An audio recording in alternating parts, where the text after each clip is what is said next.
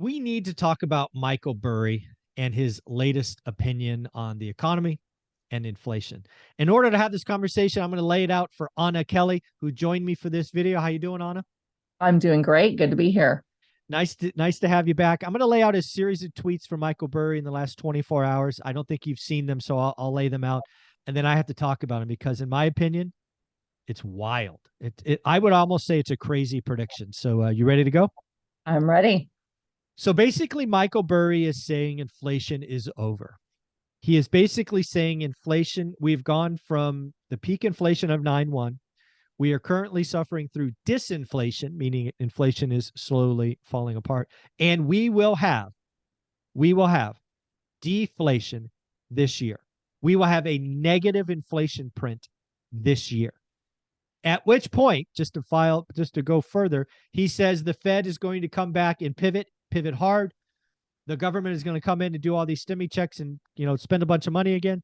And inflation will ultimately go higher than 9.1. So that was basically my understanding of his series of tweets. Let's start with the first part of that, a negative inflation print this year. Can you see that coming? I can't. I want to ask you, did he say inflation print? Yeah, he did. He said inflation. He didn't say print, but he said Okay. inflation. It's, the reason I ask this, Michael, is because different people, when they say inflation or they say deflation, they mean different things. One is True. currency deflation. One is just a slowing down in inflation. And one is like going deep recessionary, right? And so I just wanted to quantify what he was saying. But generally speaking, here's where I agree. We do see that CPI is coming down, and it's coming down rather quickly, all things considered. I don't think that I agree. I don't agree that we will have deflation and we will have zero inflation or lower this year. I just don't see it with the data that I'm looking at. Yeah. Again, one of the things about Michael Burry, obviously, he's often quoted because he got '08 right.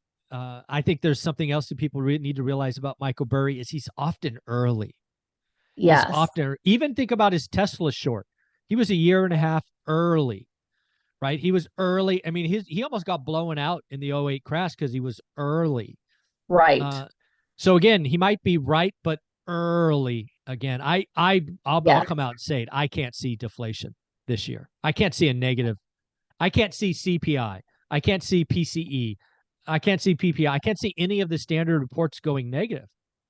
I think I can't see it. I don't see it. I don't either. And I just talked about this last night. So I've been really watching, the components of CPI, which is energy, food, consumer services, and consumer goods. And those all four together make up the inflation rate.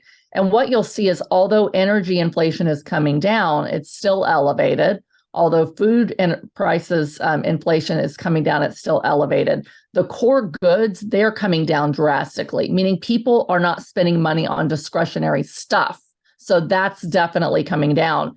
But where inflation is really still pretty sticky, and it's almost double what it was pre-pandemic, is core services. And it means people are still spending money on travel and leisure and food and hotels and things like that.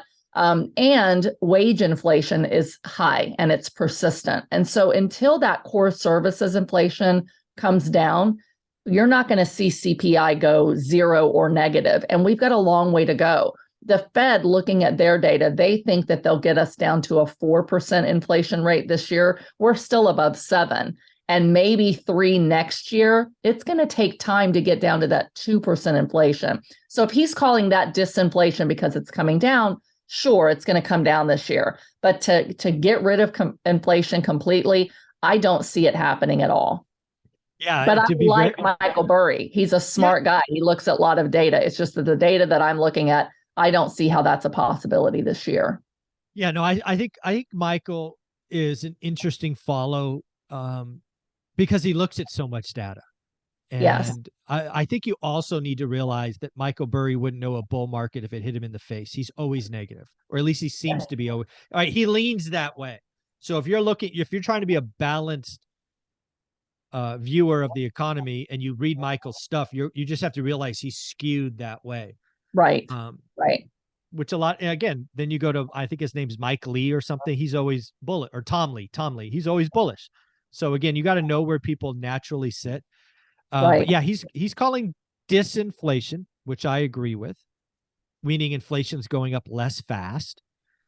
But I don't see deflation. I certainly across all the categories, because I think you're absolutely right. I think where he and Kathy Wood and that ilk are miscalculating is they're taking the trend in goods inflation, which Yes. you and I acknowledge is a bucket, and they're extrapolating that bucket to the other components, and that is a mistake among mistakes. That's Absolutely. where I think they're going wrong. Yeah, and I'll say this, and I've listened to Kathy Woods quite a bit as well, and economists on both sides. But when I look at the long-term trends for the United States economy are very disinflationary. They're low growth. They're heading lower as less people are working, as labor force participation is down, and demographically we have fewer and fewer working age people at peak labor ages and peak spending ages. We are on a downward trend as the United States and have been since 1980, really. So it's been this long-term, very slow decline in GDP, which is also deflationary. It puts value, it brings our growth down, and it also brings inflation down over the long term. So I give it to them there that we are on a more deflationary trend than we are a trend of sudden mass inflation here to stay forever. Okay. The other thing is growth definitely is slowing. So if you look at signs of recession, leading indicators, long indicators like the yield curve inversion, monetary policy, real estate, short-term indicators like manufacturing and trucking, and you look at coincidence indicators of payroll, production, consumption, expenses, et cetera, you can see that everything other than labor and wages is in recessionary territory. So we are heading toward a recession for sure. They might call that deflation, but we're not quite there yet. But why? It's because we still have high wages, and in some sectors of industry, we have elevated employment. That's the Fed's target. They see that we're heading that way, but they want to kill wages and kill employment to get us down to where inflation comes back down closer to 2. Then they'll switch gears, to Michael's point, and they'll start targeting employment and wages and try to get us out of a recession and back into a booming economy. Do we have more inflation if they pivot too soon? Potentially in certain areas, for sure. So, here's what I've learned. These economists take snippets, like you said, of a specific piece of data, and they make a case about where the entire trajectory is going based on that one snippet. You really have to look at the long-term secular trends, that macroeconomics, and then within that say, okay, now knowing that everything's heading down, where are each of these components, and are they inflationary or are they recessionary? And it's a mix. Yeah, I couldn't agree more. Anna, you do a lot of amazing stuff. Where can people follow you? You can find me here on my channel and playlist. You can find me on social media at Anna Kelly, REI Mom. My website for coaching is reimom.com. And if you're looking for passive investments in multifamily properties and you're an accredited investor, you can find me there at greaterpurposecapital.com. Thank you so much.